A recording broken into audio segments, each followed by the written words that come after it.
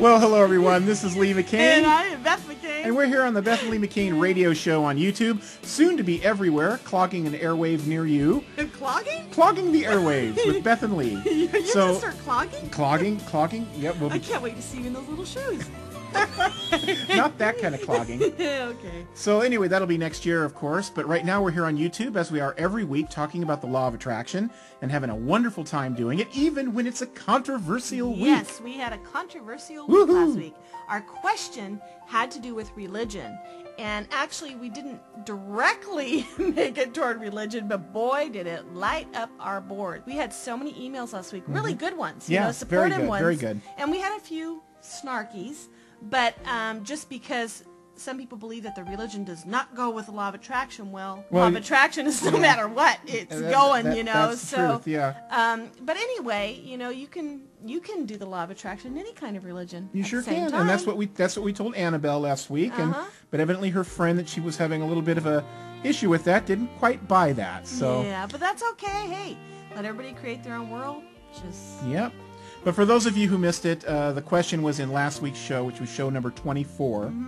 This is show number 25. That's right, it is. And hey, this month, one of the shows is actually going to be the half-hour version of our new radio show. We're gonna post the pilot. We're first going to do our normal question and answer period, like we always do, and then our recording technician is going to put the show on afterwards, the pilot show. We're really excited about it. So you'll get a little sneak preview of what the over-the-air radio show will be. Are you ready for your question? I sure am. All right, Mr. Lee. Okay, this is from Chris in Minnesota. Hello, Chris in Minnesota.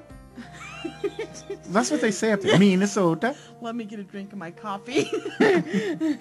Okay. I want to be happy. I really do. But so many people hurt my feelings and say mean things to me, and I feel bad about myself. How do I feel better? Boy, feel bad about yourself. I hate to hear that. Don't you? Really? Yeah, I do. I do too. Well, Chris, sometimes people can be so insensitive. And, the difference between you and them is that they're trying to create their world, and they think they have to try to make you feel bad about yours so they can feel better about theirs. Yeah, it's true. It's playground stuff. Age old, it just seems to be the way things go, but you don't have to be a part of their world. Making you a part of their world means that you have to feel bad about what they say. So next time you hear a remark, just let it roll off your back, because you know the secret.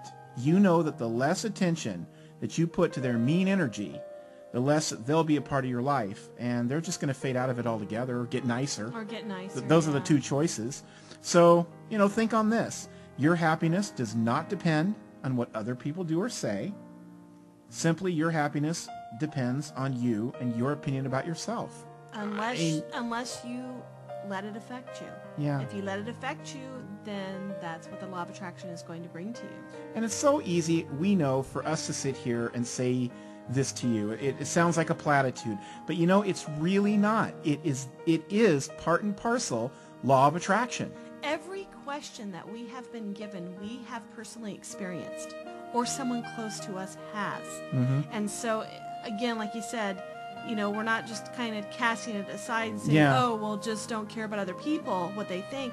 We've been in your position before, and we have figured out how to take care of it so that it works out through the law of attraction. And again, as you're going to find with the law of attraction, usually the simpler method is what the law of attraction method is. It's true. So when we say, just don't pay attention to it, again, that's not just a cast-off answer. It's the truth. It is. All right. I hope that helps. So that helps in a lot. I think it will. I mean, it's hard, when you're in the middle of something to even think of something simple sometimes. So, well, how about a question for you, young dear? Okay. All right. Are you ready? Young dear. Oh my gosh. What? Another week. Oh my God, that's right. It's Beth's birthday next week. I'm glad I got you something. You know what he does? He always says I'm older than I am. I don't But you know what I tell him? No matter how old I am, you are always older than me. But I'm not wiser than you. You're... Okay, all right. Okay. Knock it off, you. Okay, so this one comes from Kim in Nevada, and Kim writes, "Can my fears create illness?" Good question, Kim. Here's Beth. Well, in short, yes, they can. Fear and any of the strong negative vibrations can have an effect on your physical body and also your mental, your mental state. Fear can sometimes attract a vibration to you that is illness. So here we go again. The easy method is try to let go of fear. Fear serves nothing. What does fear do for you? Fear only begets fear. And why not give fear up? Trust the universe. Trust that it's taking care of you. And once you do that, there is no room for fear. Negative emotions serve the purpose of letting you know what you don't want by how you feel. And just make sure to take that sign.